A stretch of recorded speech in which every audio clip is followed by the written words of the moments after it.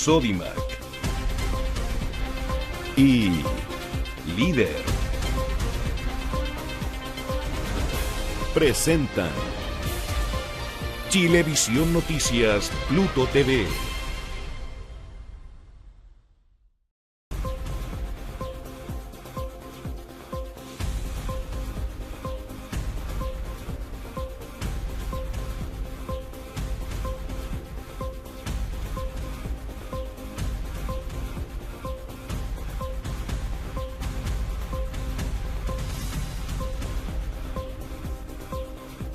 Muy buenas noches, soy Pablo Torres. Sean todos bienvenidos a una nueva edición de Chilevisión Noticias Sierra a través de la señal de Pluto TV, a punto de iniciar la jornada de jueves 26 de enero de 2023.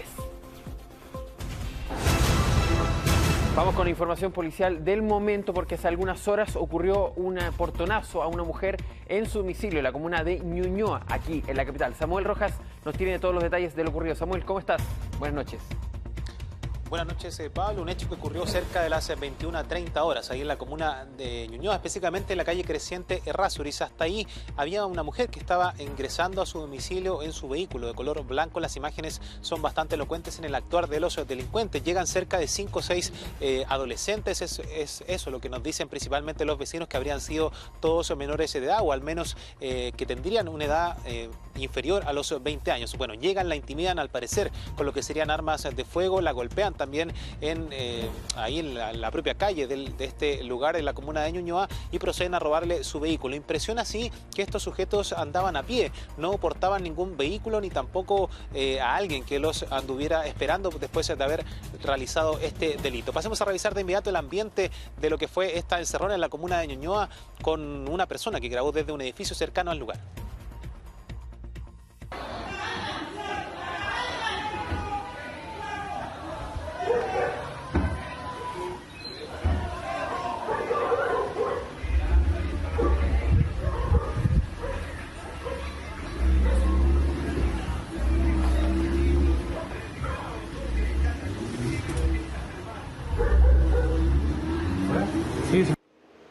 Bueno, ese es el momento que pudieron registrar las personas, los vecinos del sector, quienes también denuncian que la situación de los portonazos y la delincuencia en el sector de Ñuñoa ha sido bastante complejo para ellos. Incluso una de las personas que logramos obtener su declaración señalaba que el portón de su edificio tuvieron que cambiarlo, tuvieron que modificarlo para poder evitar este tipo de encerronas. La persona víctima de esta encerrona, una mujer que aún no se tiene ni se termina la edad, se habría dirigido ya prontamente a una comisaría en la comuna de Ñuñoa a presentar la denuncia. Estamos a la espera, obviamente, de las palabras que pueda brindar Carabineros en torno a este hecho, donde al parecer 5 menores de edad, 5 o 6, amedrentan a esta mujer y le roban su vehículo en la puerta de su casa. Pasemos a revisar declaraciones por parte de un vecino del sector que comenta más o menos lo que sucedió en ese lugar a eso de las 21:30 horas.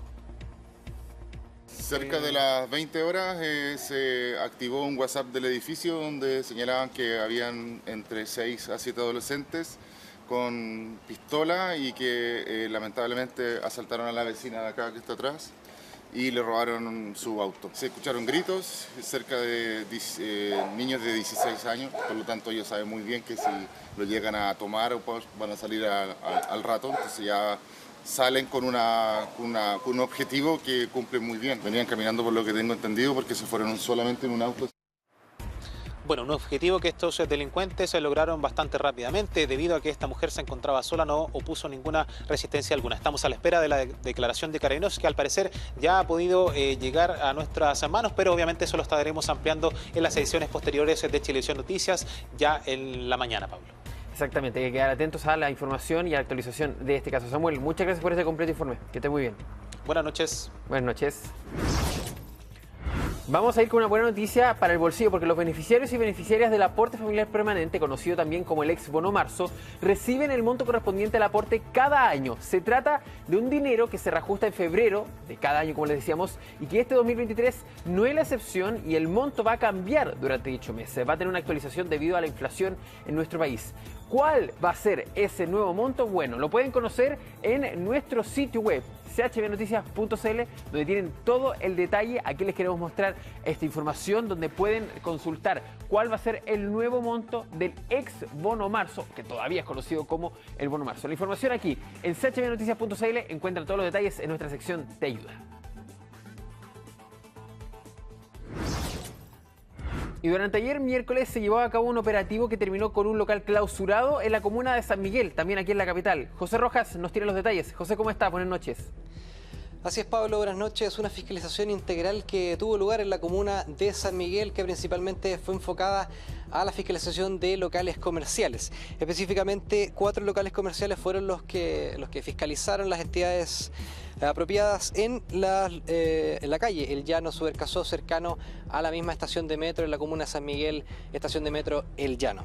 La mayoría de estos locales comerciales se dedicaban a la venta de comida en el sector y esta fiscalización la llaman integral principalmente ya que no era enfocada en la salubridad de los locales, sino que también un enfoque en las condiciones laborales de los trabajadores de cada local y las condiciones de trabajo por personas inmigrantes. Esta fiscalización fue solicitada por la Delegación Presidencial de la Región Metropolitana para corregir situaciones irregulares y así también evitar que las personas que asistan y consumen productos en estos locales se enfermen o pasen un mal rato por estos servicios. Dentro de este operativo se encontraron, como menciona la directora regional Oriente de Trabajo y Prevención Social, Antonella Casi, distintas falencias en los 4 locales fiscalizados. Detalla que encontraron irregularidades. Pasamos a escuchar. Hemos acudido aquí en conjunto con el equipo del municipio, con el equipo también de PDI y el equipo de Carabineros, también con el ISL y la Dirección del Trabajo, a hacer fiscalizaciones en distintos locales de la comuna de San Miguel en el sentido de velar para que las personas que acudan a estos locales también cuenten con la calidad necesaria para poder consumir distintos productos. En este operativo, en conjunto con las policías y entidades para fiscalizar también la situación migratoria, se dio con un ciudadano del cual no se mencionó su nacionalidad, pero que se encontraba en su situación migratoria irregular. Pasemos a escuchar al jefe de la Vicrim de San Miguel, Manuel Castillas. Cooperamos en este sentido, básicamente la situación migratoria de extranjeros que están trabajando en los locales nocturnos, restaurantes y otros, a fin de poder determinar, valga la redundancia, su situación y con ello, si amerita, poder denunciarlo al organismo pertinente. Tenemos una situación irregular que ya se levantó el acta correspondiente y será denunciada al organismo correspondiente para tal efecto. Así culminó entonces esta fiscalización integral a estos 4 locales de comida. Específicamente terminó con un local clausurado, un bar específicamente, y además una persona que no se encontraba con su situación migratoria irregular. Quedaremos atentos a cualquier información al respecto de este hecho. Exactamente, también lo preocupante es la situación de vulnerabilidad en que se encuentran esas personas extranjeras sin su situación regular aquí en nuestro país. José, muchas gracias por el informe, que esté muy bien. Buenas noches. Buenas noches. Bueno, y el dólar se mantiene bajo los 805 pesos en el mercado cambiario local y aunque anotó una mínima alza al cierre de sus operaciones ayer miércoles, la tendencia es a la baja según los expertos. Por ello, no son pocos los que están aprovechando comprar dólares, sobre todo quienes pretenden viajar fuera del país. Veamos los detalles en la siguiente nota. Este fue el ambiente de hoy en calle Agustinas. Letreros que eran cambiados cada ciertos minutos y personas que recorrían la cuadra tratando de encontrar la mejor oferta, tal como lo hizo Fabiola, quien en febrero viaja a México. Bajó, pero ahora recién acabo de ver que lo subieron 10 pesos. ¿Y compra hoy día o va a esperar a mañana? No, voy ahora, a la vuelta, antes que suba, pues si es así como está, subí y baja. Estaba bien pendiente, pero lo vi más barato a la vuelta, estaba a 8.30. Y es que el precio del dólar en la bolsa esta semana alcanzó el valor más bajo de los últimos 10 meses, promediando alrededor de 805 pesos, lo que se traduce en una venta que fluctúa entre los 830 y los 840 pesos en las casas de cambio. Por ejemplo, un pasaje costaba $1.000, ¿cierto? Hace unos meses atrás nos habría costado cerca de $1 millón de pesos. Hoy día nos podría costar en torno a los 800.000 pesos, o sea, nos podríamos ahorrar 200.000 pesos más o menos. Si uno tuviese que vislumbrar cuál va a ser el comportamiento del tipo de cambio, uno apostaría que se va a mantener en este piso de los 800. Pero ¿será ahora el momento perfecto para comprar los dólares o quizás es mejor esperar a marzo para viajar? Hoy día, por ejemplo, las personas que están pensando en viajar al extranjero es un buen momento porque efectivamente vemos que está en torno a los 800 pesos y tal vez si tenemos suerte rompe el piso de los 800 y baja, ¿cierto?, a un nivel de 700 y tantos pesos. Dada esta tendencia, creemos que hoy día es la mejor oportunidad para comprar vacaciones, para los que no han hecho vacaciones de verano, pero si nos anticipamos y adelantamos esta compra, que nosotros hablamos de baja temporada, de abril en adelante, podemos aprovechar mejores descuentos y mejores tarifas. Pese a ello, hay varios quienes han decidido apostar a que el dólar baje la barrera de los 800 pesos para poder viajar al extranjero. Es mejor esperar que baje un poco el dólar. O sea, espero que siga bajando un poquito. ¿Y usted, por ejemplo, cree que para este verano viaje o quizás para marzo, cuando ya hay menos demanda? Creo que sí, marzo, abril, que es cuando empiezan a bajar los precios. Pero independientemente de la fecha, los expertos aconsejan comparar los precios que ofrecen las casas de cambio con lo de los bancos en caso de tener una cuenta corriente en dólares, puesto que puede ser más conveniente en seguridad y en el precio. Porque desde la comodidad, por ejemplo, de una aplicación del celular, yo puedo comprar dólares y puedo pedir que esos dólares me los entreguen en alguna sucursal.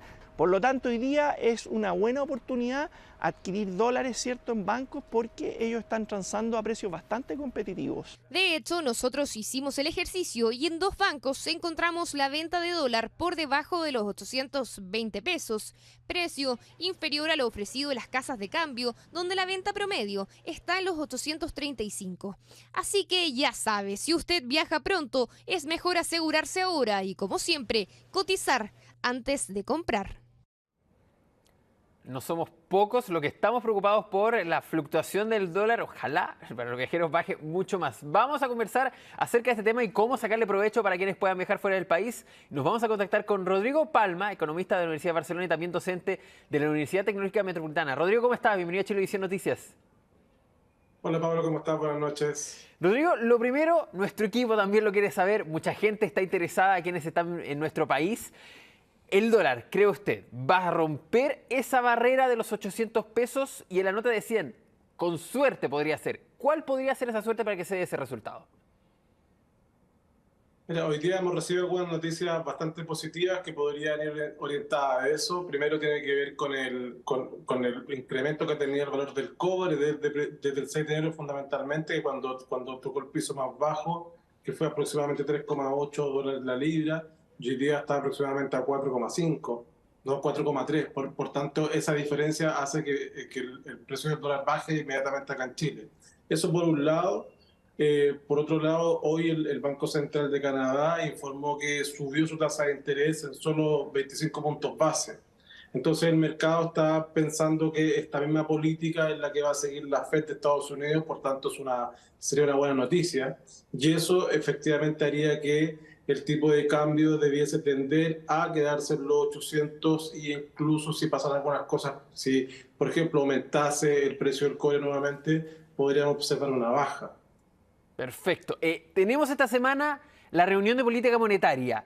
Para que sé que no estamos saliendo un poco de las vacaciones, pero que también lo entienda la gente lo que podría pasar durante esta semana o las próximas 2 semanas. Lo que define el Banco Central, ¿cómo va a influir en el dólar y cuál podría ser el resultado para que siga bajando y si eso podría afectarlo mucho o no? Lo que esperamos es que en la reunión de política monetaria no haya mayores noticias, es decir, que no haya ni un incremento ni una disminución de la política monetaria, de la tasa de política monetaria, sino que se mantenga. Por tanto, hoy día las fluctuaciones debieran deberse fundamentalmente a elementos externos. Perfecto. Ahora, la buena noticia que comenté recientemente, también hay algunas cosas que la semana anterior conversábamos, esperemos que no pase nada con la guerra de Ucrania, y hoy día tenemos noticias de que efectivamente hay algunos elementos que nos van a generar alguna problemática durante las próximas semanas, entonces hay que estar atentos a eso para observar efectivamente cuál va a ser la evolución tanto del precio del dólar como de los combustibles. Perfecto. Eso en cuanto a ya, lo que podría manejar o no las fluctuaciones. ¿Cuándo vamos a tener resultados de Estados Unidos, de la Fed? Porque lo decía, Canadá ya está fijando esta semana el Banco Central. ¿Y la Fed cuándo podría definirlo para que también ya muchos se están enchufando con estos son los movimientos que podrían afectar al dólar? Si mal no recuerdo, en la quincena de febrero debiésemos tener la reunión de la Fed. Ya, entonces eso significa que vamos a tener por lo menos un dólar estable en estos precios hasta por lo menos la segunda quincena de febrero. En tanto no ocurran cosas como las que hoy día teníamos, como insisto, noticias de Alemania, donde ya hay varios países que adhirieron a la política alemana, justo con Estados Unidos, ¿verdad?, de enviar tanques, en este caso de apoyo a Ucrania. Y eso evidentemente va a generar bastante incertidumbre y va a generar bastantes problemas, yo creo, en términos del ambiente económico. Exactamente, la incertidumbre es lo que menos ayuda a la economía. Rodrigo, vamos a cosas prácticas, lo veíamos en la nota, ciertas comparaciones. Lo primero, las casas de cambio. ¿Cómo se define una casa de cambio incluso de la misma empresa, no vamos a nombrar algunas, pero de la misma empresa que tiene varias sucursales que se van moviendo en distintos valores del dólar? ¿Cómo se define eso para que tengamos también la gente que quiera comprar dólares para irse al extranjero? Tiene que ver fundamentalmente con la ubicación, con la demanda y con la competencia. Efectivamente, en aquellos lugares donde observamos una mayor concentración de casas de cambio, va a tender a una mayor competencia que en aquellos lugares donde hay solo una casa de cambio y va, de cierta manera, un monopolio en el sector, por tanto, tiene mayores libertades para fijar un precio un tanto más alto.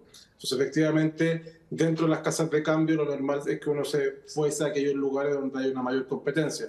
Pero tal como mencionaba la nota, hoy día hay esta posibilidad de poder gestionar la compra de dólares, en este caso, a través de distintas aplicaciones y directamente con los bancos, que además están ofreciendo valores un tanto más bajos que en las casas de cambio. Eso es importante. Hoy día los bancos, y también lo decían en la nota, es un tema también de seguridad. Hemos visto muchos asaltos, hoy día los famosos los marcajes, donde una persona cambia $500, que hoy día igual es un poquito harto de plata, y finalmente son marcados y son asaltados. ¿Qué le parece a usted en cuanto a comparación de precios? ¿Los bancos hoy día tienen una oferta realmente competitiva con una casa de cambio? Porque en un grupo que yo tengo, una cuestión personal, hacíamos la comparación. Un banco estaba ayer cobrando a 8.30 el dólar cuando el dólar se encontraba a 8.5, 8.3, mientras que el otro lo hacía a 8.15, 8.20. ¿Es realmente competitivo ahí o la verdad es cotice porque hay tantos altísimos como los que están más cerca del dólar observado? No, lo que pasa es que tienes que ahí comparar lugares donde vaya a comprar, ¿no? Porque efectivamente tú decías que estaba a 805, pero eso es el dólar observado. Si tú ibas a una casa de cambio ayer, normalmente estaba a 835 aproximadamente para poder comprar. Exacto. Y en el banco estaba a 820. Entonces, efectivamente, ayer y por varios días el banco está ofreciendo un tipo de cambio bastante más bajo que en las propias casas de cambio. Por tanto, sería mucho más recomendable hacerlo a través de un banco, tanto por la seguridad como porque a su vez las tarifas que está ofreciendo son un tanto más bajas. Yo sé que va en relación a las primeras preguntas que le hacía, pero ¿cuál es la recomendación que usted daría a una persona que va a viajar, digámoslo, bueno, en realidad a cualquier país? Hoy día la tarjeta está haciendo la conversión a dólares. ¿Le conviene comprar dólares hoy día para guardarlos y después pagar la tarjeta? En el banco se pueden depositar esos dólares o usar esos dólares para pagar. ¿O le conviene usar la tarjeta, quedarse tranquilo en que el dólar va a estar en esta fluctuación de los 805 más o menos y luego pagar la tarjeta? Hoy día, como no tenemos certeza y es tan fluctuante el precio del dólar, yo recomendaría comprar. Recomendaría comprar ahora, aprovechando que está en un precio más bajo que lo que hemos tenido en el último tiempo. Ahora, esto no significa que está haciendo que necesariamente va a mañana subir, porque no sabemos efectivamente cómo va a fluctuar, tal como hemos comentado anteriormente. Podría ser que la próxima semana bajase un poco más o que aumentara su precio, pero tal como hemos conversado con antelación, hoy día tener certidumbre es algo muy preciado. Entonces, si tú hoy día puedes tener la certidumbre que vas a comprar un dólar a un precio de 810, 820, es mucho mejor que tener esa incertidumbre que no sabes si de aquí a un mes, cuando tengas que pagar tu tarjeta de crédito, lo vas a pagar a 900 o lo puedes pagar a 750. Es un poco el riesgo que uno tiene que correr, ¿no? Exactamente. Esto parece mercado de acciones también. El mercado accionario también es muy fluctuante. Rodrigo, hay un tema que pasó hace algún tiempo. El Banco Central, cuando el dólar se acercaba a los 1.000, incluso sobre los 1.000 pesos, un dólar, el Banco Central dijo, ¿saben qué? Vamos a liberar dólares, vamos a vender dólares para aumentar la oferta y por ende que baje. ¿Existe la posibilidad cercana de que el Banco Central intervenga de nuevo el mercado cambiario o la verdad es que esa situación no se va a dar? Y de caso de no darse, ¿cuál sería el escenario para que también las personas estén atentas de que el dólar está muy bajo, el Banco Central podría decir algo? No, la verdad es que el dólar no está bajo, está a 800 pesos, está muy bajo en comparación a los 1.000 y algo que tuvimos el último año, ¿no? Pero la verdad es que recordar que antes de estallido social teníamos dólares 670, 680, entonces seguimos estando en un dólar bastante alto. Entonces, que el Banco Central intervenga para aumentar el precio, absolutamente no, descartado. Lo que hizo en algún momento el Banco Central fue efectivamente intervenir en el mercado para hacer que el dólar bajase, porque un dólar alto efectivamente lo que produce es una presión inflacionaria muy alta. Es por eso que el Banco Central interviene. Recordemos que la tarea que tiene el Banco Central, ¿verdad?, es el control de la inflación. Y dentro de las distintas herramientas que tiene, donde la principal tasa de interés, también tiene esta posibilidad de intervenir en el mercado cambiario, porque de esa manera afecta que se produzca una disminución en el precio, en el tipo de cambio, por tanto, en la mayoría de los precios que tienen que ver con productos importados. Pero hoy día yo diría que está descartado que haga una nueva intervención, porque no olvidar que aquella que se planteó durante el año anterior no fue que se desarrollara solamente en ese momento, sino que se ha venido desarrollando desde esa época hasta las últimas semanas, que fue la última operación que se realizó. Y algunos se preguntan, bueno, usted ya que lo nombraba, 630 pesos aproximadamente estaba el dólar antes del estallido social. Voy a esperar a que llegue ese precio, lo más probable es que llegue. ¿Va a ser tan así o la verdad es que la realidad económica en 2 años cambió tanto que nunca más tal vez veamos un dólar a los 600 pesos? Yo creo que es muy complejo, es muy difícil, se tienen que dar una serie de condicionantes las cuales hoy día se ven muy lejanas, ¿no? Primero que todo, que Chile tenga un cierto nivel de estabilidad, un crecimiento económico en el cual estamos bastante lejos, que haya un entorno económico internacional, que también se observen ciertas condiciones favorables hacia ello. Yo creo que hoy día un tipo de cambio debiese ser más cercano a los 750 en un buen escenario, pero incluso estamos lejos de esos 750, por tanto, insisto, hoy día el escenario es muy fluctuante, tal como conversábamos, hay cosas, dependemos tanto de la economía americana, de la economía europea, dependemos hoy día de esta situación de la guerra, que hoy las noticias que tenemos hoy día son bastante alarmantes, o sea, que hay que estar preocupado de ello, porque seguramente si es que esto estalla un poco más va a generar presiones económicas y nuevamente los precios seguramente de los cereales y del aceite se van a disparar, entonces y lo de los combustibles de pasada, entonces hay una serie de elementos que están demasiado poco estables o inestables en realidad, que nos van a afectar, por tanto yo no sería muy amigo de anticiparme y de realizar proyecciones ni siquiera de mediano plazo. Rodrigo, para ir finalizando la conversación y ya en una respuesta mucho más banal, pero también que tiene relación con la economía, ¿conviene hoy día al menos planificar un viaje y comprar los dólares para tal vez tenerlos reservados y ver si ese viaje se compra hoy día o no para el futuro o no? Como te decía anteriormente, yo creo que sí, pero tiene que ver con esta sensación de certeza. Si yo quiero tener certeza, hoy día tengo la certeza que tengo un tipo de cambio de 810, 820, que es mucho más bajo que el que teníamos una semana atrás, 860. Ahora, esto no quiere decir que un par de semanas más pueda bajar, pero insisto, como es tan fluctuante, hoy día la certidumbre es algo que extrañamos un poco y si podemos tener un poco de certidumbre en el ámbito económico, yo creo que es bastante favorable. Algunas veces lo que hemos recomendado es a una inversión del 50% y así te arriesgas solo con el otro 50%. Pero perfecto. Hay distintas fórmulas. Pero ahí están las combinaciones. Lo concreto es, la única certeza que tenemos hoy día, o la mayor certeza, es que el dólar se podría mantener en estos rangos de los 800 pesos aproximadamente. Rodrigo Palma, economista de la Universidad de Barcelona y también docente de la Universidad Tecnológica Metropolitana. Gracias por estar con nosotros. Vale, buenas noches, Pablo, que esté muy bien. Que esté muy bien, buenas noches. Nosotros vamos a hacer un alto en las informaciones cuando a esta hora se están registrando 18,5 grados en la capital. Vamos a una pausa. Ya volvemos con más Chilevisión Noticias Cierre en Pluto TV.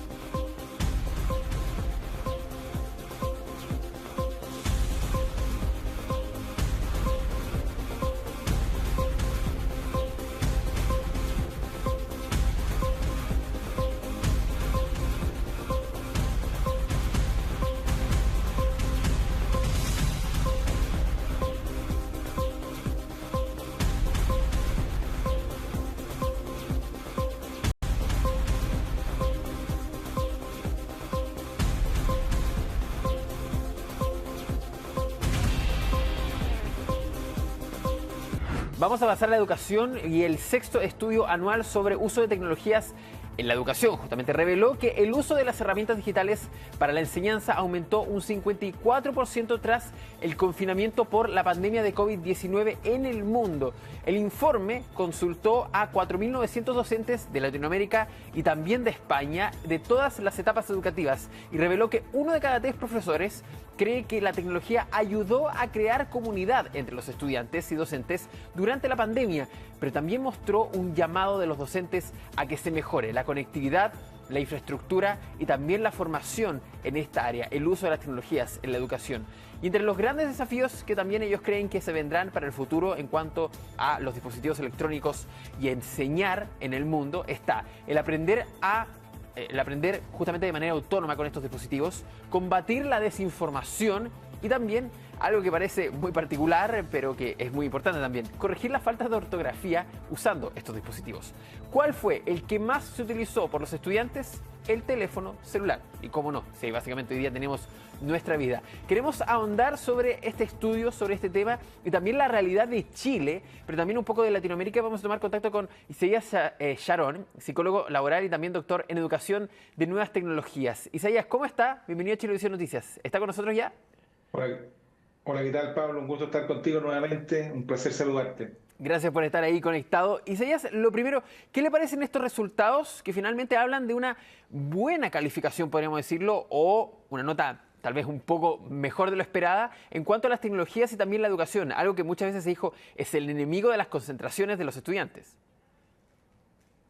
Bueno, efectivamente la pandemia aceleró el proceso de adopción tecnológica, pero tal como lo dice este estudio, esta velocidad que tomó no fue de la mano con las habilidades digitales tanto de los estudiantes como de los docentes. Y en el caso de el tiempo que estuvimos en cuarentena, que por suerte ya fue superado, pero que también tenía que ver con las habilidades parentales sobre estas competencias digitales para poder acompañar a los jóvenes, a los niños en el proceso de aprendizaje y de autoinstrucción. Y por lo tanto, si bien hoy día, pasado en la emergencia sanitaria, estas tecnologías han quedado instaladas dentro de las instituciones y son utilizadas de manera híbrida por la mayoría de ellas, todavía tenemos un gran desafío de poder sacarle más partido a las nuevas tecnologías y poder cambiar la mentalidad y las habilidades digitales de nuestro digamos, entorno educativo para poder avanzar a una educación que responda a los desafíos que se nos vienen por delante. Isaías, a mí me tocó un caso personal. Me tocó ir a mi alma mater durante la semana pasada y ahí el uso de tecnología está súper bien implementado, pero es una universidad, por ejemplo, en mi caso, privada. Estábamos hablando detrás de cámaras con el equipo editorial y decíamos, claro, el estudio habla bien de las tecnologías, pero Chile tiene una realidad también bastante dispar. Tenemos, por ejemplo, poco acceso a el Internet. Hoy día el dispositivo que más se ocupa es el celular, pero no siempre es lo más útil. ¿Qué ha visto usted en Chile, sobre todo con los niños? Cuando en algún momento se decía que los celulares ayudaban a distraerlos más que a ayudarlos en la concentración, pero que hoy día puede ser una gran herramienta, pero no todos lo pueden usar de la misma manera. Bueno, esta disparidad que tú comentas es una disparidad que vemos a nivel internacional, no solamente en Chile. No solamente tenemos una brecha socioeconómica de acceso a la tecnología, tanto en los dispositivos como a las conexiones de Internet, sino que tenemos también una segregación geográfica y lo vimos durante la pandemia. Hay zonas que todavía no cuentan con conexión a Internet decente a estas alturas, y así todo Chile es de los países que tiene mejor conexión a Internet dentro de América Latina. Entonces, claro, siempre depende del punto de comparación que tomemos dentro de la región. La verdad que estamos bastante avanzados en algunos de estos temas, pero todavía queda bastante camino. Sobre otros puntos que tú comentas, efectivamente el dispositivo móvil es un importante distractor, no solamente en los estudiantes, sino que también en todas las personas. Hay varios estudios que muestran que el solo hecho de tener un teléfono celular cerca disminuye nuestra capacidad de concentración, incluso cuando este está apagado, porque genera esta ansiedad de ver o de saber si es que algo me llegó, algún mensaje, alguna notificación, y eso nos distrae. Pero eso no quiere decir de que el dispositivo en sí tenga un efecto derechamente negativo, sino que puede ser un buen complemento en tanto lo utilicemos para los fines correctos, ¿no? Con la tecnología adecuada, con los programas educativos adecuados. Hoy día hay varias opciones disponibles para el aprendizaje de matemática, para el reforzamiento del lenguaje. Pero también debemos tener consideración respecto al momento, a la edad de estos estudiantes. Los estudiantes que están en primeros ciclos, es decir, comenzando su enseñanza básica, no tienen todavía la autorregulación, la lectoescritura y otras habilidades desarrolladas como para sacarle un buen partido a las tecnologías de forma autónoma, a diferencia de lo que podríamos encontrar en la enseñanza media, con estudiantes que ya cuentan con algunas de estas habilidades que les posibilitan de mejor manera poder utilizarla. Entonces, la tecnología no es ni buena ni mala a per se, sino que va a depender mucho el uso que le demos y comprender de que este uso debe adecuarse al contexto, al estudiante, a su requerimiento y a su realidad. Como por ejemplo, tecnologías que puedan descargarse directamente en los dispositivos en aquellas zonas que el Internet no es de buena conexión, o también poder tener dispositivos que ojalá no sean móviles, sino que puedan ser de pantalla más grande, que les permita al estudiante visualizar y experimentar un proceso de enseñanza-aprendizaje mucho mejor vía las plataformas digitales. Para una institución que quiera aplicar ya el uso del teléfono, por último, ya que no todos pueden comprar un computador, pero sí la mayoría ya se está accediendo a un smartphone, ¿cree usted se recomienda que sea a través de dispositivos de la propia institución o que sea dispositivos de las personas, de los estudiantes, en este caso niños, para que no haya un gasto extra, pero también ahí podría haber una separación, lo que usted decía, una segregación en cuanto a quien tiene el mejor celular versus quien puede tener el que solo le alcanza? Sí, bueno, esto ya es un tema, lo que tú consultas, Pablo, de política pública, de cómo podemos emparejar la cancha, ¿no? Efectivamente, hoy día, si vemos las cifras de acceso a la telefonía móvil en Chile, hay más teléfonos celulares que habitantes de nuestro país. Entonces pareciera ser de que no es un problema de dispositivo, aunque ciertamente hay una amplia gama en términos de calidades, de capacidades de estos dispositivos y que están directamente ligados con la capacidad de pago, ¿no? Con el ingreso de las familias. Hay varias, hicieron, ¿no? Hoy día no se han continuado varias políticas por parte de municipios, del ministerio, incluso de empresas privadas, para poder facilitar dispositivos adecuados a estos estudiantes. La respuesta yo creo que no está zanjada, ¿no? De cuál es el mejor camino, porque esto no debiera ser un problema en tanto podamos mejorar nuestro estándar de vida en general, ¿cierto? O sea, que no sea un subsidio al teléfono, sino que sea un proceso formativo habilitador para poder generar también una vida que nos brinde mayores satisfacciones, mejores ingresos económicos, etcétera.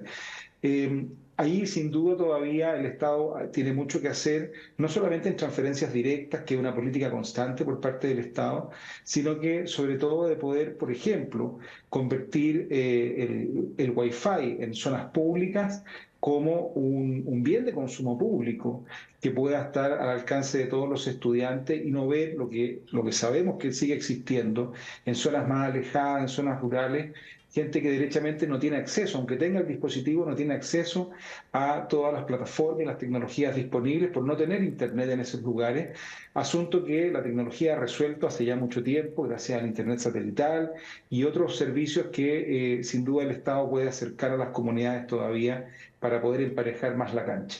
Isaías, a su juicio, lo que nos dice esta encuesta, este estudio, ¿es un cambio de paradigma, podríamos decirlo, en más de un 50% o es una realidad que ya se venía acercando y que solamente fue acelerada por la pandemia y que hoy día nos estamos regulando?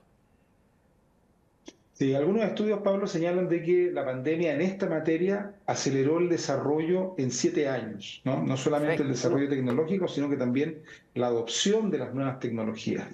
Yo recuerdo cuando partió esta situación en marzo del 2020, los profesores decían, bueno, no podemos trabajar porque no se puede aprender de manera remota. Claro, cuando es algo totalmente desconocido, claramente es difícil. Y luego lo que vimos y seguimos viendo son profesores en todos los niveles, también en la educación superior, que han tratado de copiar lo que se hace en el aula, poniendo una presentación y dictando contenido por medio de una plataforma digital, cosa que tampoco es la digitalización del proceso de aprendizaje. Entonces, lo que tenemos hoy día es una adopción que sin duda quedó gracias a la pandemia, un conocimiento mayor de las plataformas, y ahora lo que nos falta es poder comprender, bueno, y cómo se usan realmente para estos otros fines que tienen que ver con la generación de vínculos, con el trato con el otro, con el aprendizaje de nuevos contenidos, pero sobre todo con el desarrollo de habilidades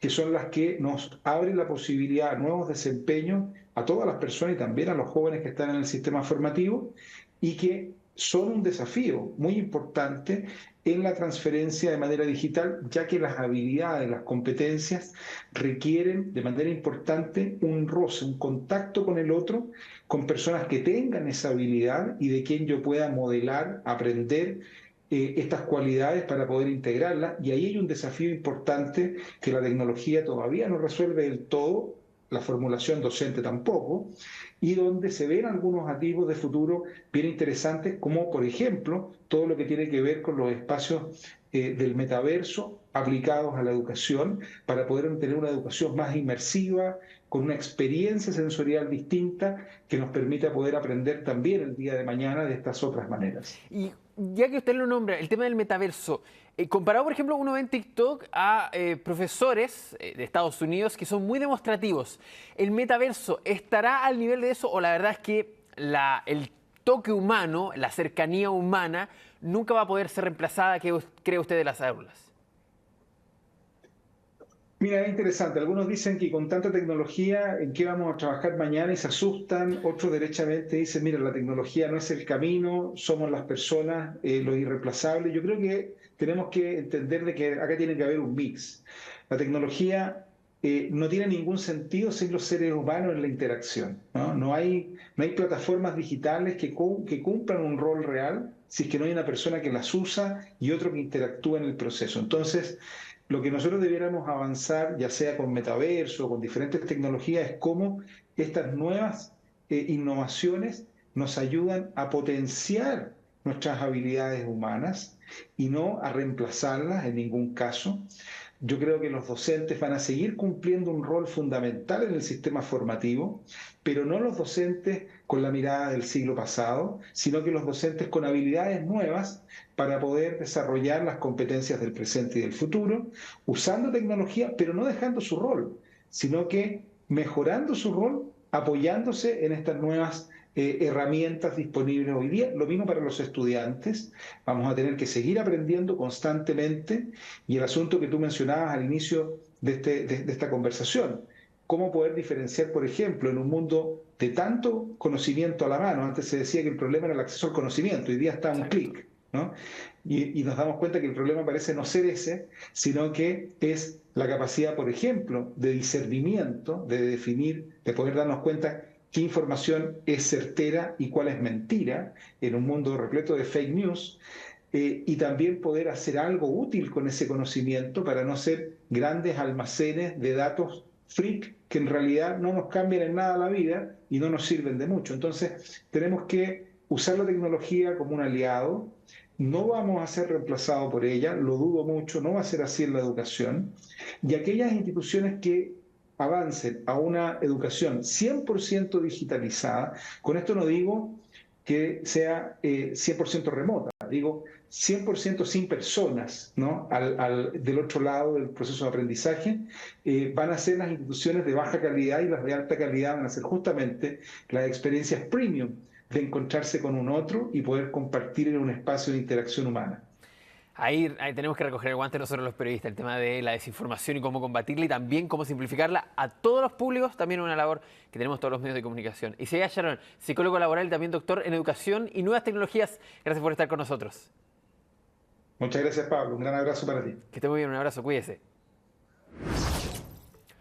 Bueno, y la Comisión de Trabajo de la Cámara de Diputadas y Diputados aprobó en general el proyecto de reforma a las pensiones con 8 votos a favor, 4 en contra y 1 abstención. Carolina Aliste nos tiene los detalles. Carolina. Así es, Pablo, porque durante la jornada este miércoles se aprobó en general el proyecto de reforma de pensiones, es decir, el comenzar a legislar sobre este proyecto luego de 80 días de trabajo en donde la Cámara de Diputados trabajó para sacar lo más rápido posible este proyecto, porque recordemos que se viene el receso legislativo que es dentro de una semana más y tienen todo febrero de vacaciones, por lo que en marzo recién comienzan a volver a sus funciones. Bueno, esto además se quiere hacer porque tiene que ser un proceso más lento, más detallado, más de conversación, porque no todos los sectores estuvieron de acuerdo con esta votación. Hubo 8 votos a favor, 4 en contra de Chile Vamos y una abstención, por lo que no fue unánime esta votación. Es por eso que el oficialismo planteó que haya una mesa de expertos en donde asesoren a los parlamentarios para poder llegar a un rápido acuerdo y así despachar este año el proyecto. Y además, la ministra que estaba presente, la ministra de Trabajo, Janet Jara, que estaba presente en la instancia, hizo un llamado a la oposición a presentar proyectos y no críticas, porque en el fondo se quiere llegar a un fin común que tienen todos, que es aumentar los fondos de pensiones para que desde lo antes posible la gente tenga un mayor ingreso, las personas ya jubiladas. Es por eso además que el presidente de la comisión, Alberto Undurraga, valoró la instancia. Sin embargo, recalcó que hay muchos puntos aún por mejorar, pero por eso hay que hacer un trabajo más cauteloso. Sin embargo, él también, a pesar de ser de oposición, valora la mesa de trabajo con expertos, porque así se podría llegar más expeditamente a en el fondo, un acuerdo. Escuchemos las declaraciones de las autoridades. No tenemos vetos en materia de la discusión previsional y como se le hemos indicado reiteradamente también a la oposición, esperamos, además de críticas, propuestas que obtengan un resultado igual o superior al monto de pensiones que el gobierno ha propuesto para su alza, para aumentar los ingresos de las personas mayores.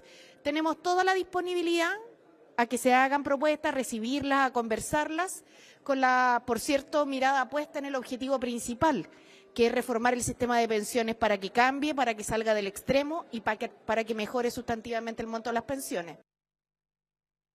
Lo que hemos planteado junto al diputado Héctor Ulloa es establecer una mesa de diálogo, una mesa de trabajo en conjunto con el gobierno, invitando a los representantes de todos los sectores que están en la comisión para con ello poder tener indicaciones en la votación en particular. Aquí este es un proyecto que en lo sustantivo tiene solidaridad, eso es positivo, en lo sustantivo hay más financiamiento tripartito, es positivo, en lo sustantivo hay libre elección en el componente individual, es positivo, en lo sustantivo también tiene separación de la industria, también positivo.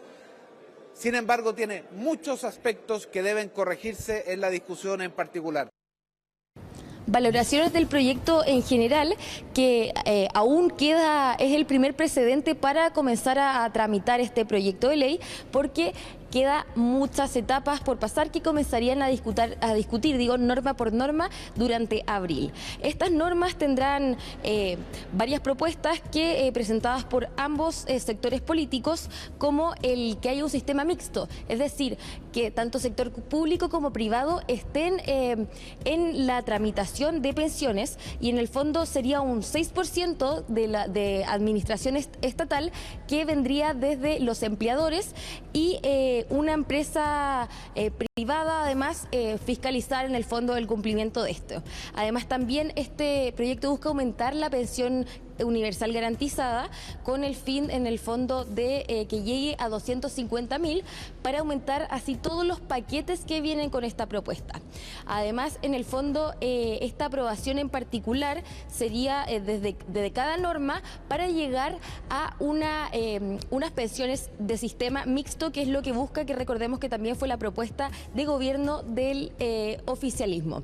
Además, la posibilidad de tener un sistema mixto podría generar discusiones, como la que hoy recalcó el diputado Juan Santana de Chile Vamos, por haber rechazado, por Chile Vamos a haber rechazado este proyecto, porque recordemos que hubo 4 abstenciones y de no haber en el fondo aceptado esta propuesta significa que no tenían intención de legislar este proyecto. Sin embargo, desde el diputado Cristian Lavie de Chile Vamos respondió el rechazo y dijo que ellos rechazaron porque no tenían garantías. Ellos el lunes mandaron una carta al gobierno para sentarse a conversar los bordes de este proyecto y el gobierno rechazó esto, por lo que tuvieron que, sin bordes, presentar la tramitación a la Cámara de Diputados. Escuchemos lo que dijeron los diputados. Nos parece sumamente preocupante el que aquellos sectores de Chile Vamos, aquellos sectores de la derecha de nuestro país que han señalado en reiteradas ocasiones su interés en tramitar una reforma de pensiones, en mejorar el sistema de pensiones para los adultos y las adultas mayores de nuestro país, hoy día se hayan opuesto, se hayan negado, hayan votado en contra la idea de legislar. Los parlamentarios de Chile Vamos le deben una explicación a la población que espera que justamente el Congreso, la Cámara de Diputados, el Senado, se ponga de acuerdo para poder empujar una reforma que mejore sustancialmente los ingresos de las personas mayores de nuestro país. Le pedimos al gobierno sentarnos durante febrero para llegar a ciertos mínimos comunes o a algunos bordes que permitan generar la garantía para saber que esto no es un proyecto ideológico, sino más bien es un proyecto en donde podamos consensuar todos. Pero el gobierno y la oposición, o sea, el gobierno y el oficialismo se negaron a esa conversación. Le entregamos una carta, nos sentamos y aún así no nos consideró. Y el voto hoy día en la comisión, a lo menos mío y de Chile Vamos, fue rechazar la idea de legislar, pero no la idea de hacer la reforma de pensiones. Era básicamente un punto político. Y aunque no hay normas aprobadas en particular, algunas de estas sería la creación de un nuevo seguro social que no existe en el actual. Bueno, también lo que ya es muy discutido, que es el fin de la AFP, también 6% adicional que los empleadores tendrían que ingresar automáticamente a sus empleados y además la pensión garantizada universal, parte del paquete de propuestas que será en el fondo discutido en abril, que aún no tiene fecha límite, pero se espera que este año surja en el fondo para agilizar lo que es las pensiones y subir en el fondo el ingreso mínimo que tienen desde la tercera edad. Exactamente, y parte importante también es que este proyecto, tal como ingresó desde el gobierno, va a salir distinto debido a estas discrepancias políticas que ya se están estableciendo. Carolina, gracias por este informe, que esté muy bien. Y la ley patente cero ya fue despachada para su promulgación y busca que todos los autos nuevos adquiridos en las automotoras salgan de los locales con sus patentes ya instaladas, es decir, la ley obliga a que las comercializadoras de vehículos hagan la entrega de estos mismos con su solicitud de primera inscripción en el registro civil de los vehículos motorizados justamente y con el documento ya listo y el trámite ya completado. Las sanciones vinculadas a esta normativa vienen a robustecer también las que actualmente se encuentran vigentes. En términos simples, el transitar sin patente dejará de ser una infracción grave y va a pasar, atención con esto, porque las sanciones son muy duras con eso, va a pasar a ser una infracción gravísima, aumentando así las multas y también, por ejemplo, perder la licencia de conducir. Es lo que se están arriesgando las personas que conduzcan sin la patente. ¿Cuál es el monto de las infracciones? La información la encuentra acá, en nuestro sitio web, chbnoticias.cl.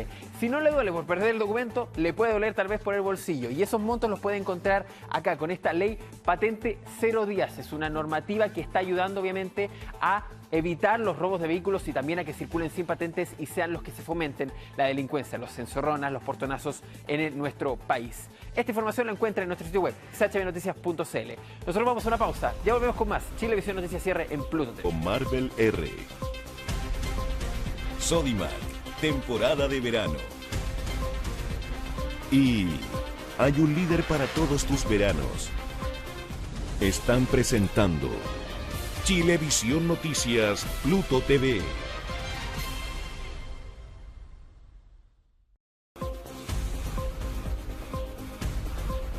0 horas con 59 minutos en Chile continental. Recuerde que nos puede ver en nuestra señal 208 en Latinoamérica y también en nuestras distintas señales en España, Francia, Portugal y también Italia. Sigamos con más Chilevisión Noticias Cierre en Pluto TV. Hace algunos días, la magistrada Paola Plaza procesó a 4 exagentes de la DINA por el asesinato en plena dictadura del conservador de bienes raíces de Santiago. Los motivos: negarse a inscribir algunas propiedades. Hoy, en exclusiva, uno de los familiares relata por qué Renato León Centeno no siguió las instrucciones de Manuel Contreras. Veamos el siguiente reportaje de Florencia Valenzuela y Carolina Liste. Querido Gupa, jamás sospeché que la muerte de Renato pudo haberse debido a un asesinato. Enigma que ocurrió a mediados de los 70, una historia de dudas y contradicciones que recién 47 años después comienza a tener respuestas. Apareció como suicidado este señor que vivía solo en la calle Holanda, en Providencia, en un departamento. Se habría negado a inscribir algunas propiedades que pertenecían a opositores al régimen militar. La adquisición de estos terrenos en la calle Talinay esconde una historia pocas veces antes contada, una trama de película. Su protagonista se llama Renato León Centeno, conservador de bienes raíces de Santiago, quien en 1976, sin jamás imaginarlo, terminó firmando lo que sería su sentencia de muerte.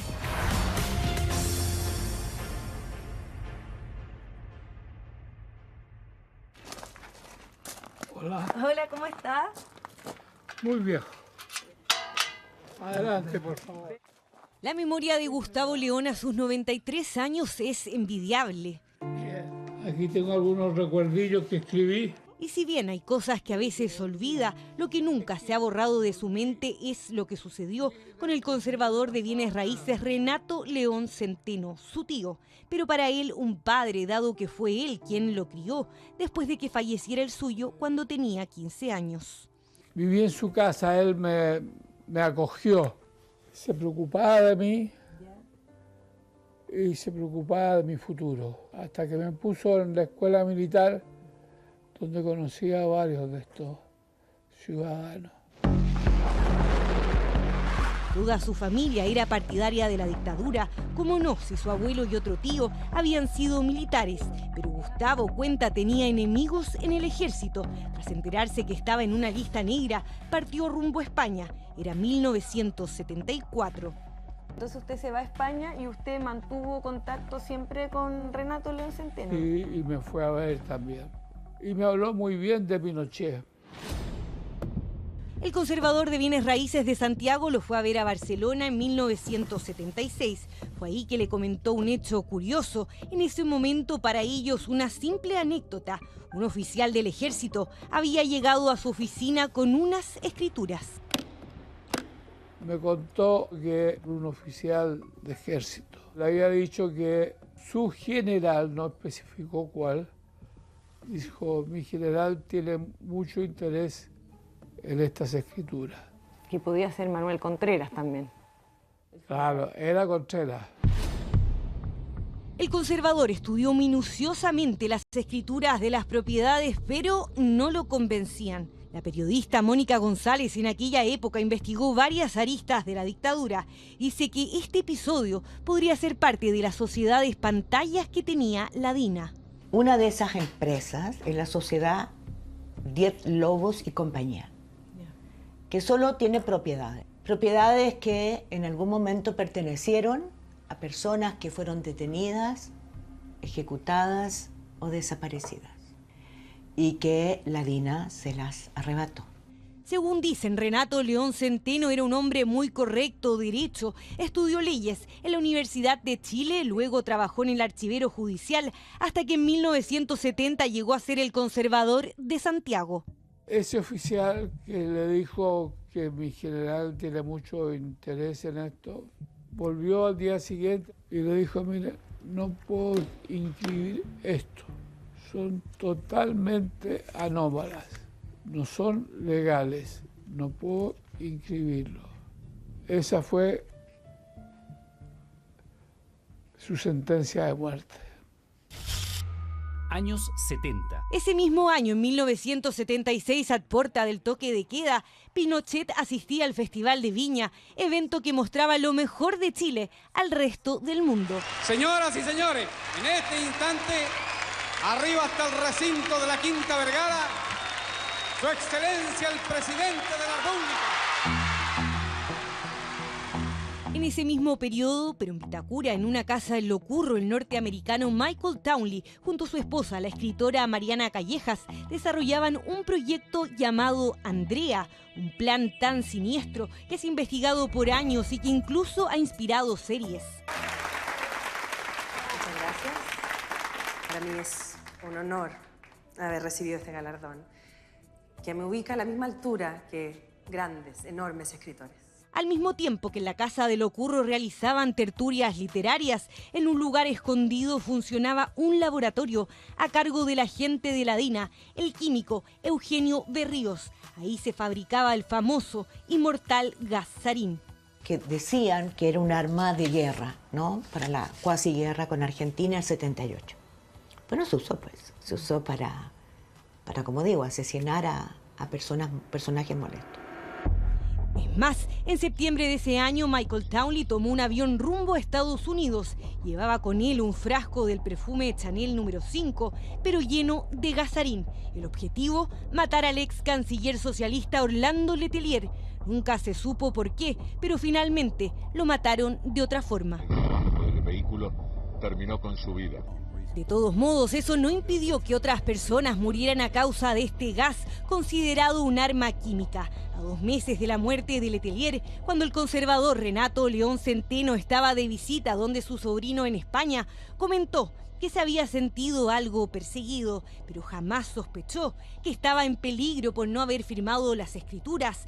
Menos imaginó lo que pasaría cuando llegara de vuelta a Chile. Al revés, me manifestó de que el general Pinochet era tan honrado, tan honesto en sus cosas, que no lo habían presionado para nada.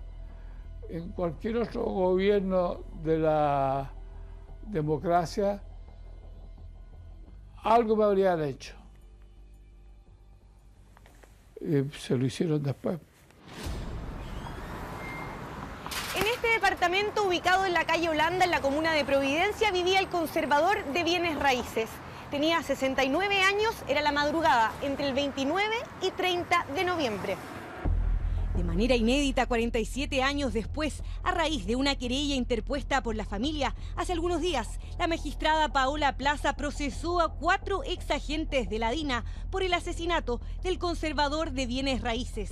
Sus nombres: Guillermo Salinas Torres, Pablo Belmar Lavé, Manuel Pérez Santillán y René Quiljot Palma, integrantes de la llamada Agrupación de Seguridad Adelantada Indirecta. Con el apoyo de la Brigada Quetropillán, de la cual formaban parte Michael Townley, Mariana Callejas, Eugenio Berríos, particularmente 4 de los sujetos están actualmente procesados. Se apersonan en el domicilio de la víctima. El conservador Renato León Centeno abre la puerta. Ahí es conducido a la fuerza hasta su dormitorio. Lo amarran a su cama a la víctima, permiten previamente el ingreso de Eugenio Berríos y le hacen inhalar a la fuerza en una botella que tenía gas sarín. El conservador muere rápidamente. Tras eso, los oficiales se retiran del departamento, pero se les queda el frasco con gasarín. Eugenio Berríos intenta volver a entrar al domicilio. Pero no pudieron ingresar, porque también ahí hubo una intervención del portero del edificio, del conserje del edificio, pero también había una doble chapa que tenía la puerta. Al día siguiente, los diarios publicaron la noticia como una policial. Habían distintas versiones de que se había suicidado, de que se trataba de un crimen pasional, de un robo. Se dice entre la gente de la DINA que lo asesinan porque habría violado al hijo de un capitán de ejército. Las primeras sospechas fueron de que había líos de homosexuales y que eso había desembocado en un ataque a Renato León. Y fue lo que usó el general Contreras para desacreditarlo. En esa época todavía se podía desacreditar con esa condición y tapar su gestión. La familia que vivía en Chile creyó que había muerto de un ataque cardíaco. Eso le dijeron a Gustavo, que aún vivía en España, y también al hermano del conservador, que vivía en Estados Unidos. ¿Quién lo encontró en el departamento? La empleada. empleada que llegó por la mañana y lo encontró ahí muerto. Un año después, en 1977, Gustavo viajó a Chile. Alojó precisamente en el departamento de su tío o casi padre, el conservador. Afirma que prácticamente estaba todo intacto. No había signos de lucha, no hubo despojo. Solo se llevaron el maletín con las escrituras. Había dinero en dólares y en pesos. Y además en el velador, curiosamente, había un frasco, un perfume, pero no cualquiera. Y vi ese frasco ahí, decía Chanel número 5. Lo boté, lo hice desaparecer para evitar comentarios de la prensa que pudiera utilizarlo dada su condición de homosexual.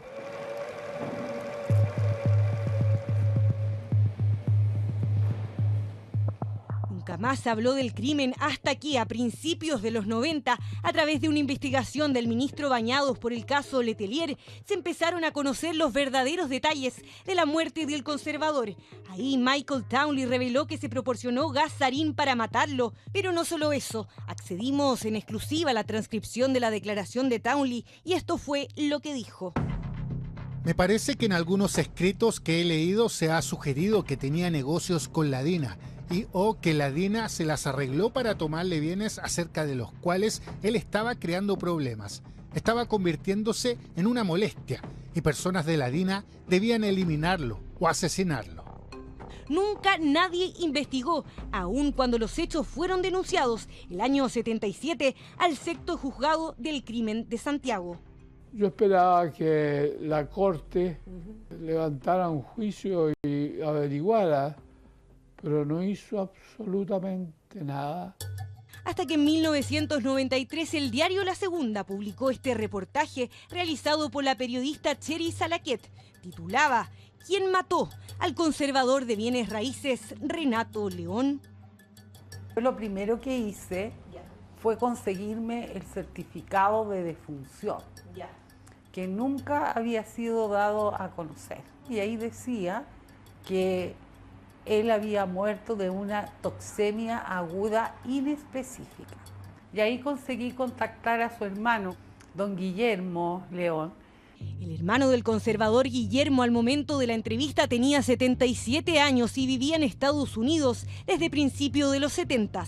El hermano me dijo que cuando él había venido a Chile, al funeral de su hermano, él tenía un primo que fue el que reconoció el cuerpo y que era un militar retirado y que le había dicho que no creyera las versiones de la prensa de izquierda y que se quedara con la versión de que su hermano había muerto en el sueño.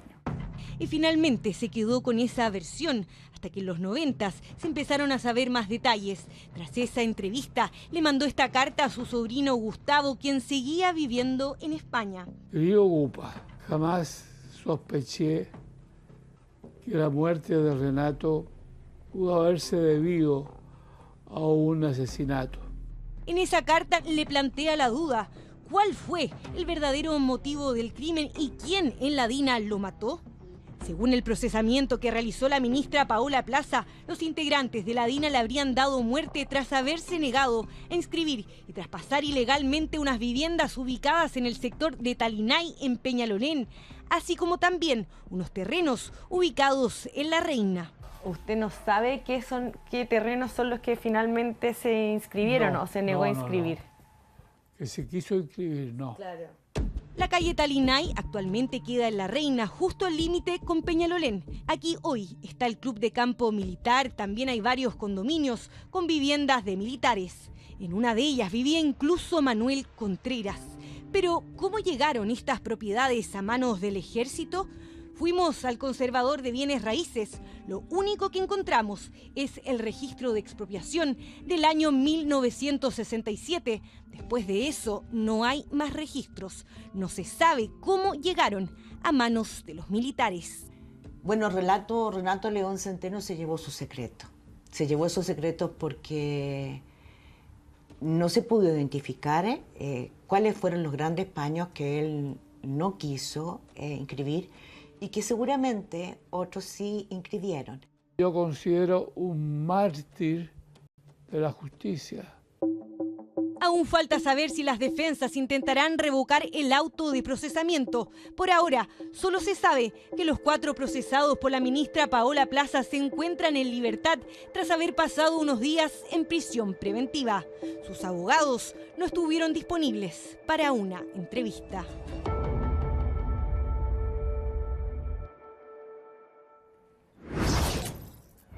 Ojalá que la memoria ayude en algo a hacer justicia.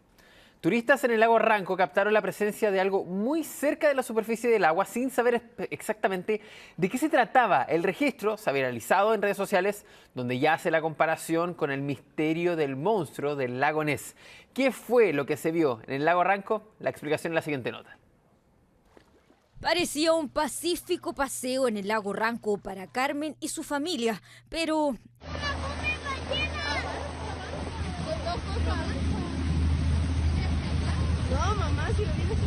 De lejos intentaban adivinar qué era eso que se movía en las aguas del lago Ranco. La incertidumbre fue protagonista. Fuimos a bañarnos y cuando veníamos de vuelta nos encontramos que esta cosa iba detrás de una lancha. El registro fue captado por turistas desde una pequeña embarcación. En las imágenes se ve a una figura casi al borde de la superficie. ¿De qué se trataba? Era algo grande, muy grande, no era un lobo marino.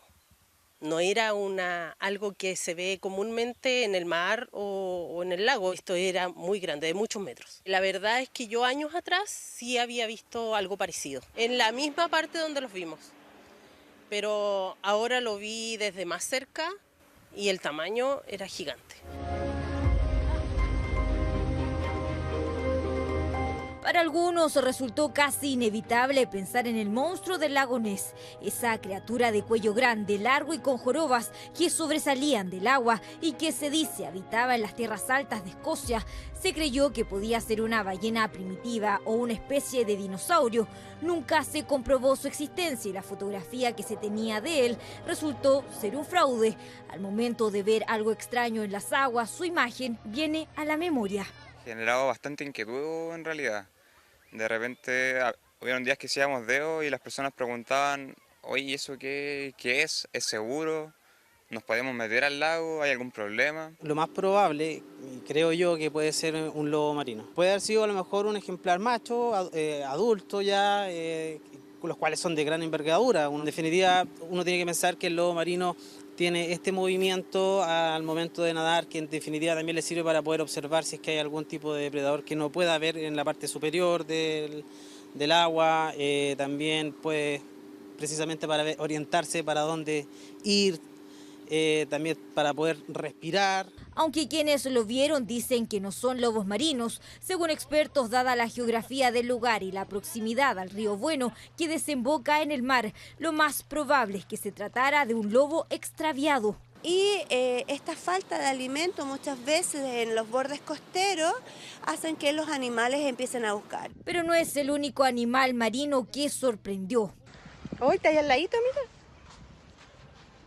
Aunque varios pensaron y temieron que podía ser un tiburón, según pescadores resultó ser la llamada tintorera o tiburón azul, que sorprendió en la playa de Dichato, en Concepción. Este tipo de avistamiento no es habitual, es muy poco frecuente. Este es un animal de amplia distribución geográfica en el Océano Pacífico, pero en alta mar. Probablemente por la cercanía de su alimento a las costas es que este animal es visto tan cercano. Autoridades llaman a estar tranquilos. Quizás el desconocimiento de los animales marinos provoca que nos sorprendamos con más facilidad o nos juegue una mala pasada nuestra imaginación. En el caso del lago Ranco, aunque el registro no es tan nítido, por ahora el lago queda libre de míticos monstruos.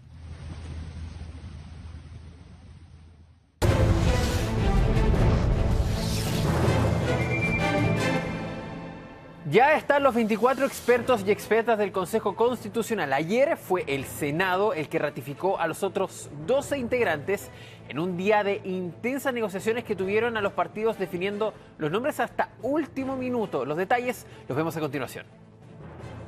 Nosotros nos encontramos al interior de este momento de la sala del Senado, donde en pocos minutos más se va a dar inicio a una sesión. Se produjo una dificultad similar a la que observamos ayer en la Cámara de Diputadas y Diputados, puesto de que se exige paridad. ¿Y qué es lo que ha ocurrido? Una vez más había un hombre más que mujeres. Así se informaba lo que ocurría en el Senado pasada las 3 de la tarde.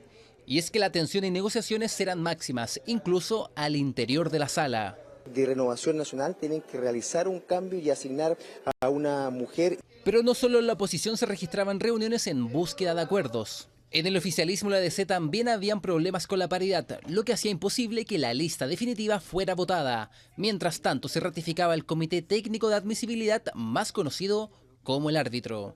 Resultado de la votación, aprobando la propuesta, 37 votos. En consecuencia, se aprueba la propuesta de integrantes del Comité Técnico de Admisibilidad. Pero seguía la incertidumbre por los últimos 12 integrantes del Comité de Expertos y Expertas, y es que cada segundo de conversaciones contaba por teléfono o presencial, o incluso al oído, y cuando faltaban minutos para las 4 de la tarde, los intensos movimientos y firmas anticipaban y daban cuenta que algo pasaba. Apretón de manos final y parecía que ya había acuerdo con la paridad. De hecho, ya nos han entregado hace pocos instantes lo que es el listado final. Y con ello los 12 nombres para expertos y expertas del Consejo Constitucional propuestos por el Senado. Desde la oposición, con algunos ya conocidos en el mundo de la política, como Hernán Larraín, la ex subsecretaria Catherine Martorell y Teodoro Rivera. El oficialismo y la DC con figuras como la ex ministra del Trabajo Alejandra Kraus, la abogada y académica Catalina Lagos y el también abogado Gabriel Osorio. Paridad que se consiguió debido a que el oficialismo llevaba 4 mujeres y la oposición 2, completando con aquello los 6 cupos. Por más expertos que sean, tienen algo en común, aunque le moleste y me estén pifiando y digan cosas acá, que tienen amigos con poder puestos acá. Algunos integrantes de este Senado valorarán lo que significa que en democracia esté el Senado y la Cámara de Diputados funcionando. Resultado de la votación, por la afirmativa, 41 votos. En consecuencia, se aprueba la propuesta.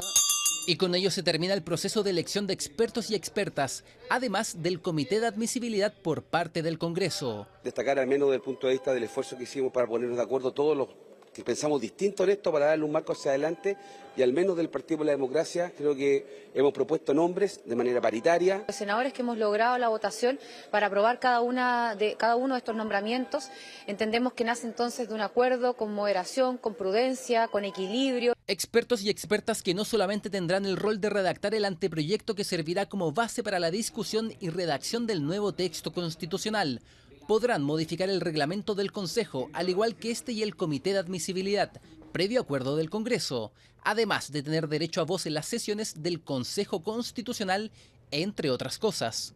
Con esto ya definido, el ex Congreso espera quieto y calmo a que el 6 de marzo, día en que los expertos y expertas inicien este nuevo camino constitucional. Dejamos atrás la política. Los vecinos del sector de Andalhué de San Pedro de la Paz, en la región del Biobío, están en alerta luego de que un hombre comprara el último terreno que da hacia la Laguna Grande, un santuario natural repleto de vegetación y fauna nativa que, de acuerdo al registro de los residentes, fue talado y quemado por parte del nuevo propietario del sector de La Puntilla. La historia la vemos en la siguiente nota. Es un santuario que se debe proteger. Hay cisnes acá.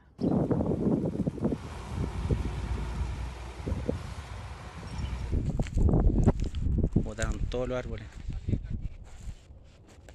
Las imágenes demuestran la preocupación de los vecinos de Andalhué, barrio emplazado a solo metros de la Laguna Grande de San Pedro de la Paz, luego de que árboles que datan de muchos años fueran talados por el nuevo propietario del predio, que está justo en la orilla, la que ahora luce así. Aquí destruyó todo. Yo vengo hace 30 años acá y usted destruyó todo, botó todos los árboles.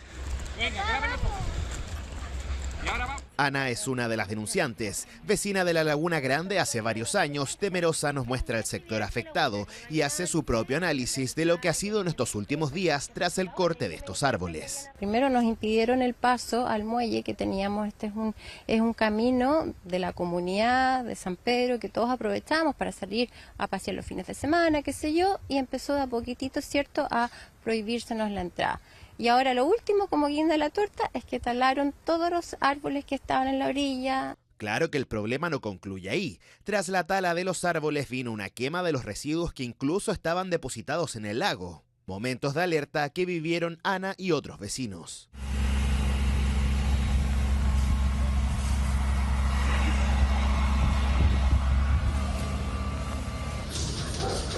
Y él brilla por su ausencia ahora. Bueno, y ahora nos encontramos con esto, que también él está provocando incendios justamente para deshacerse del material. Así tengo entendido yo, para construir unas canchas de pádel en ese sector.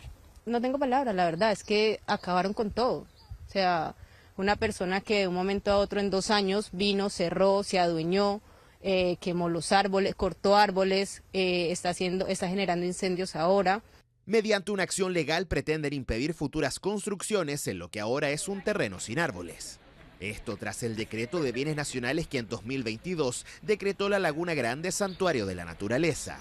Eso sí, el límite del área protegida en esta zona es el cuerpo del agua del lago y no la tierra a su alrededor. La corporación autorizó la corta de 0,17 hectáreas de pino y eucaliptus fuera de los límites del Santuario de la Naturaleza, en un terreno particular, con el compromiso de realizar una reforestación con especies nativas. Yo soy partidario de las talas, esto de las talas del raleo, ¿no? Un bosque normal, el raleo, sacar lo que no corresponde. Pero cuando la CONAF autoriza, porque son árboles demasiado altos y van a caer a la laguna, bueno, ahí no podemos oponernos, ¿no? Por ahora, el único recurso que los vecinos de la península de Andalué poseen es asegurar el compromiso de la reforestación que existe luego de la tala de este tipo de especies, el cual tiene como plazo máximo 2 años. Desarrollo urbano o catástrofe medioambiental, lo cierto es que ahora esta es la nueva postal de la gran laguna de San Pedro de la Paz. El Instituto de Previsión Social es la entidad encargada de entregar los beneficios y servicios sociales y previsionales que el Estado dispone. Por lo mismo, también se ocupa de proporcionar los comprobantes de pago a los usuarios que los soliciten. Las liquidaciones pueden obtenerse de forma presencial o también en línea, ya sea acudiendo a las sucursales de Chilatiende o a través del sitio web del IPS. Lo vamos a ver en nuestro sitio web, chbnoticias.cl, porque en ambos casos puede solicitarse una copia que llegará al correo electrónico de la persona que está gestionando este recibo. Recuerde, aquí está toda la información en nuestro sitio web, chbnoticias.cl, donde encuentra todos los detalles para tener estos documentos. Vamos a revisar lo que es la agenda noticiosa de este jueves 26 de enero. Será noticia que la alcaldesa de Santiago, Iracy Hasler, junto a representantes de distintas agrupaciones turísticas, dan a conocer el reforzamiento de medidas de prevención en materia de seguridad y turismo durante el verano 2023, que se implementará en el casco histórico y otros sectores de la comuna, sobre todo afectada por la delincuencia en nuestro país. Cerramos así Chilevisión Noticias Cierre. Gracias por haberse conectado con nosotros. Que esté muy bien, que tenga una buena noche. Chao, chao.